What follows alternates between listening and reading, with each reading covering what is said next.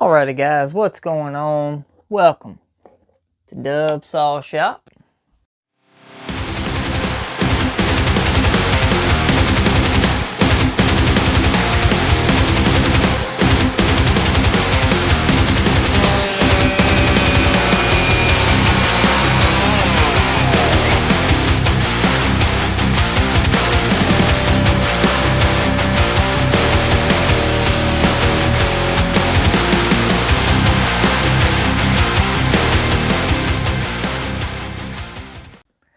We have been tinkering around on this 026 build, and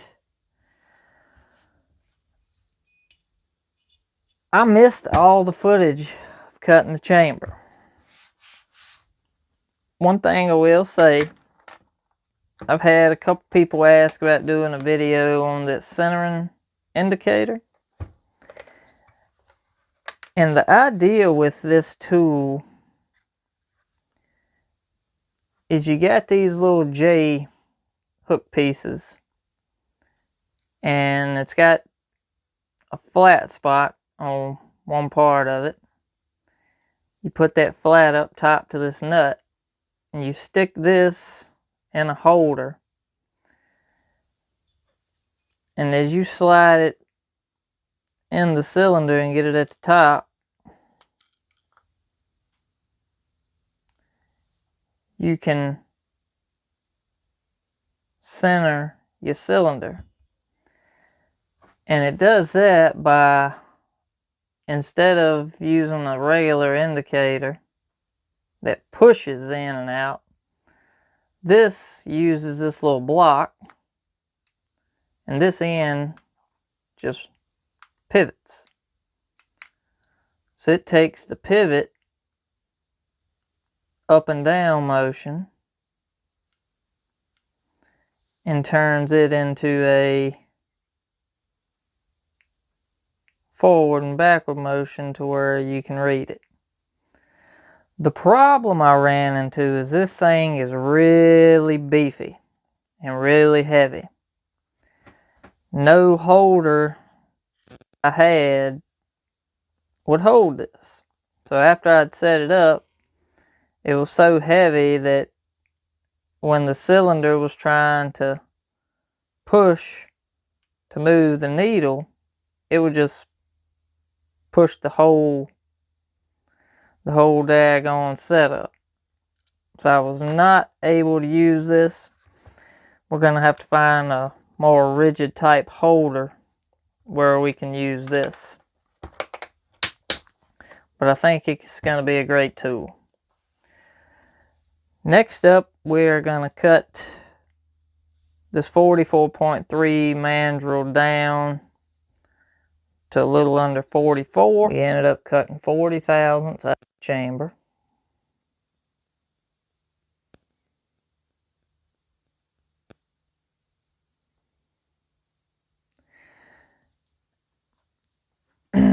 And what I did, after I got the chamber cut on the lathe, I bought it over here to Dino Joe's chamber cutter, set from this edge to the front edge of the tool about 0.02 millimeter undersized. And then I just slid this on and made sure we didn't have any burrs up top to catch piston.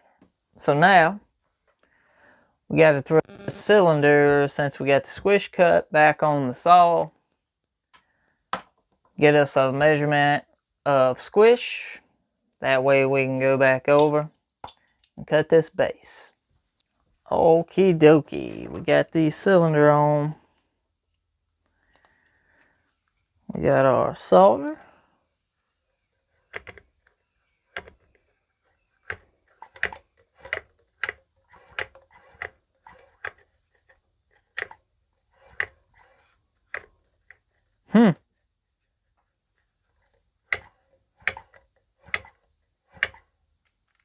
Interesting. It's hitting still.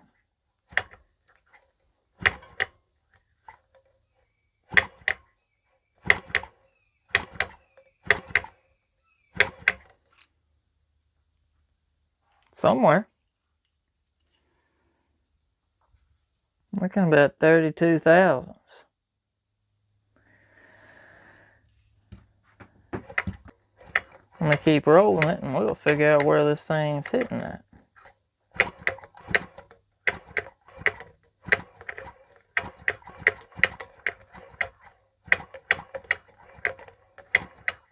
Alright, let's see if we can see.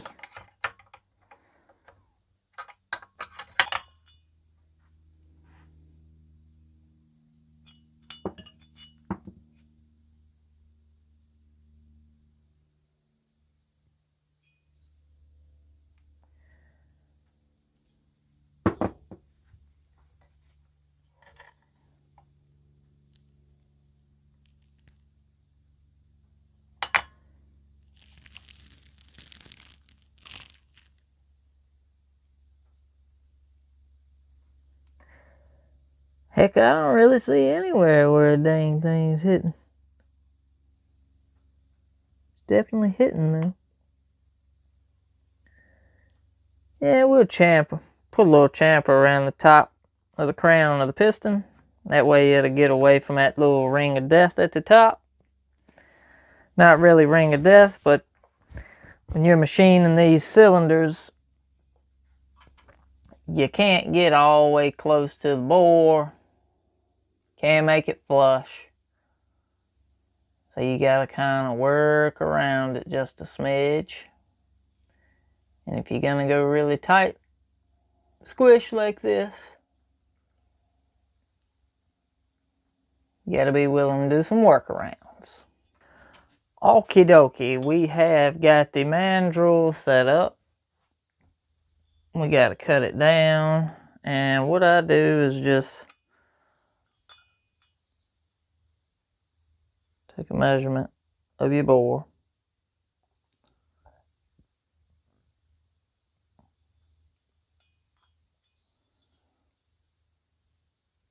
.733.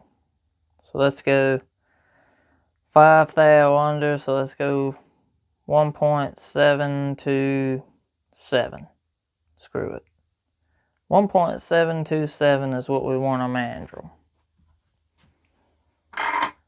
So I take this, put it on 1.727, lock it down,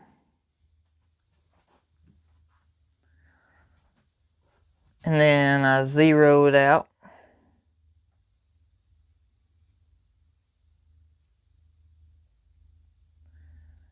Unlock it. Take a measurement of what you got.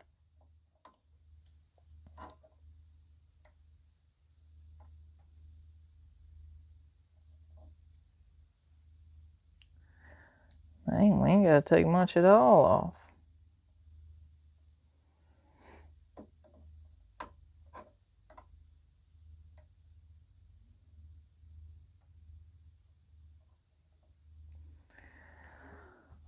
That shows we are to the plus side 13.5 thousandths.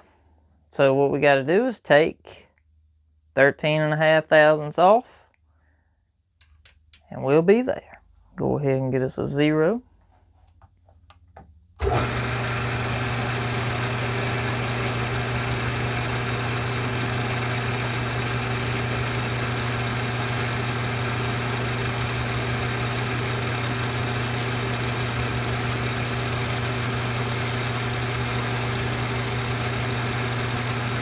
Right there.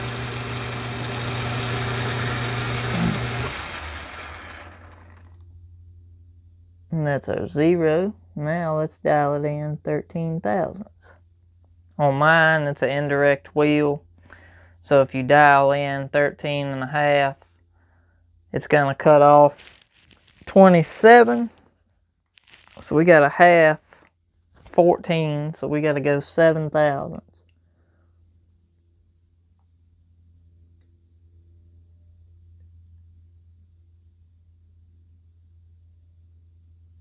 Alright, there we go. Let's go for it.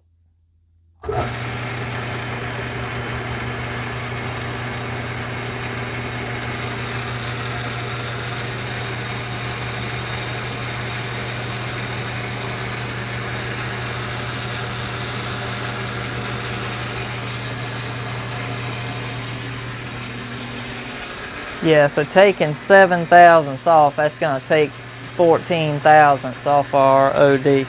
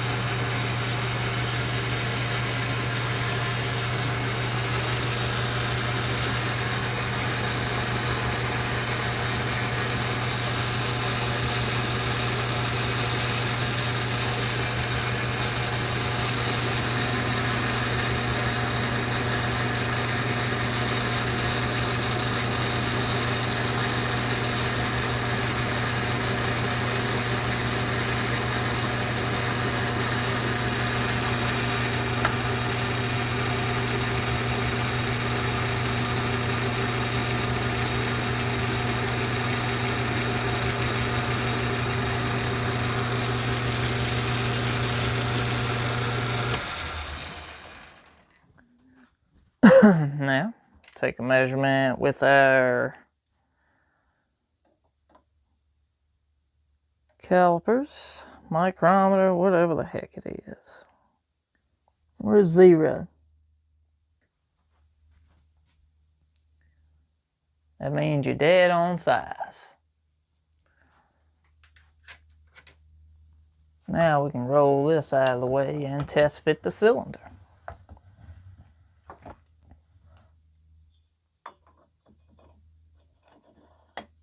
Haha.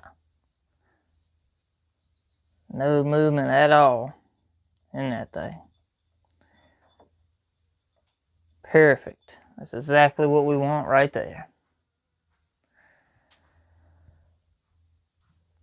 Now we need to change our tooling out. Get us a... People get all crazy, but this one cuts on the left, so it's like a right-hand cutter.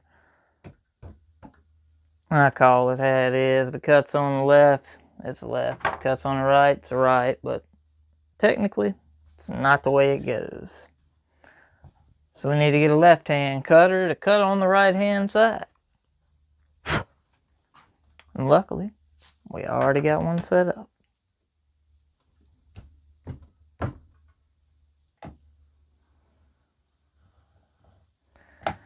We're going to have to take this off.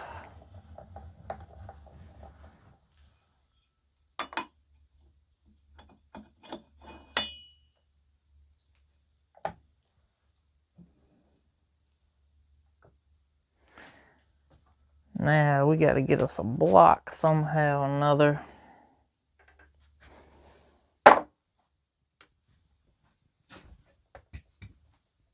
To hold this backside. With our tail stuck.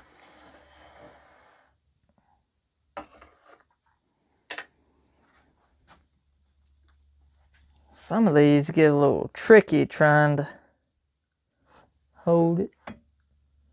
Well, luckily this one's got a little landing spot right there, so I think we'll be good with that. Let's try it and see. Bump it, give her a little bit.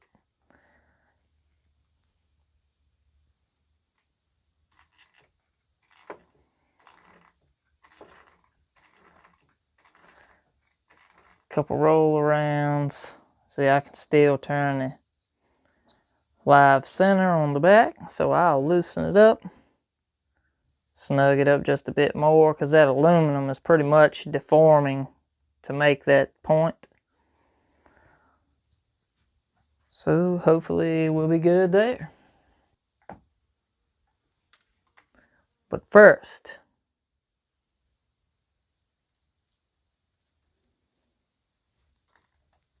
make sure nothing hits. That's utmost important.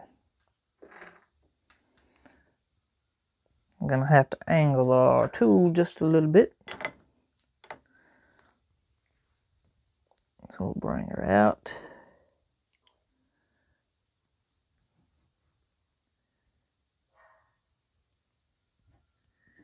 You need some clearance.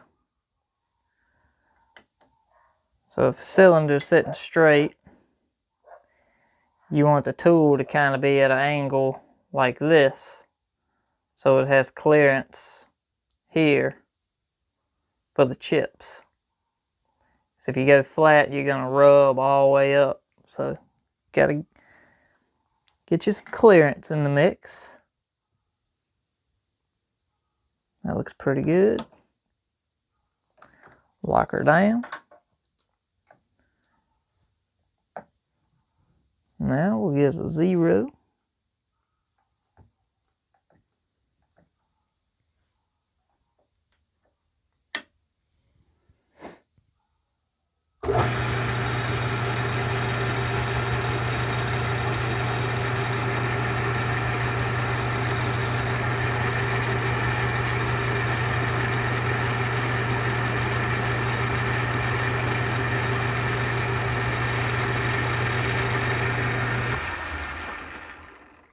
Barely scratching her there. So we'll bring her back.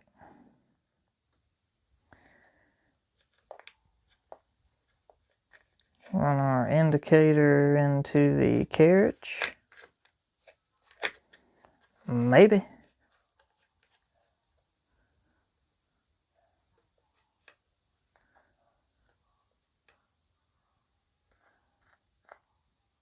Zero. Check it a few times.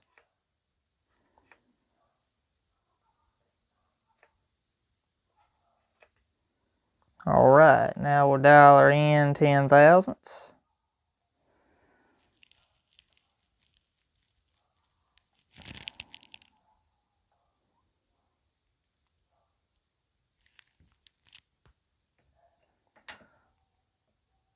Lock a carriage. Let's make his cut.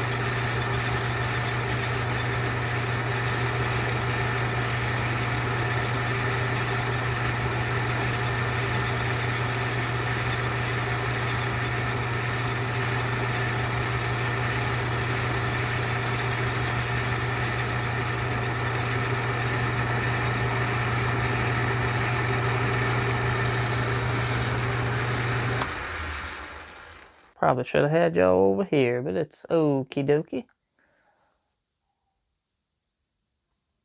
So now the base is cut. We'll go from here, we'll pull it out, get it cleaned up, pull the piston out, we'll chuck it up, get us a chamfer on the edge, and then we'll test fit everything. Alright, piston's in straight. We got our cutter set. We're going to go ahead and just feed her in, put a little chamfer on the top.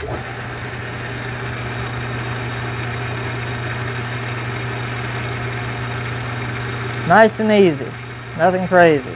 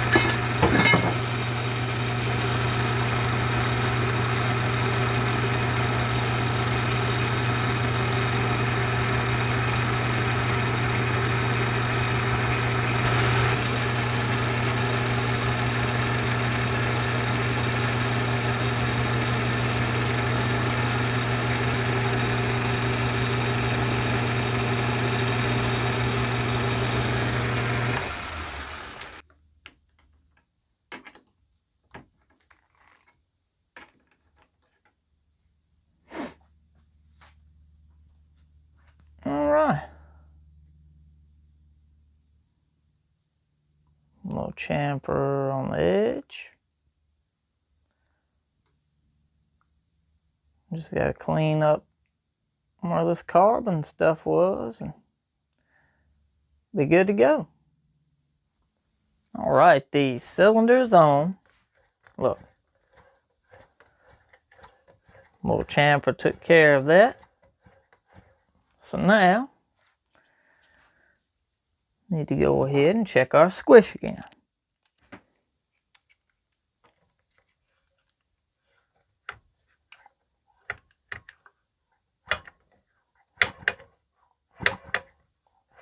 Oh, that's a good solid 22 thousandths right there, boys.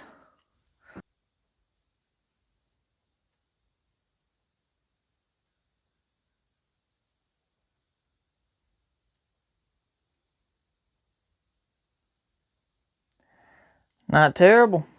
Somewhere between 22 and 25. It's kind of still tapered just a smidge. So I see a 22, a 21 and a half, up to about a 27.